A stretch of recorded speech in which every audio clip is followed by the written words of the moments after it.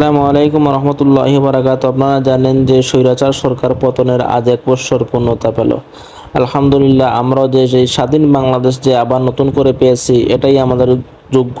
আলহামদুলিল্লাহ যে আমরা আজকে স্বাধীন সরকার পেয়েও এত উল্লাসিত করতে পারতেছি। শেখ হাসিনা সরকার থাকাকালীন অবস্থায় এরকম মানুষ ডল নামতে পারে নাই, এরকম আনন্দ মিছিল করতে পারে নাই।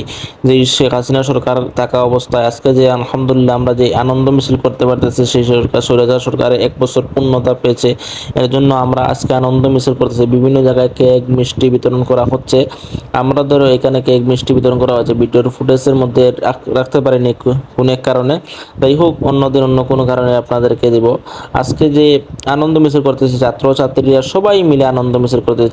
সিলেট শাহজালাল বিজ্ঞান প্রযুক্তি বিশ্ববিদ্যালয়ের সামনে এটা দৃশ্য, আপনারা জানেন যে আনন্দ মিছিল করতেছে আমরা সবাই মিলে। এটাই আমাদের প্রাপ্য।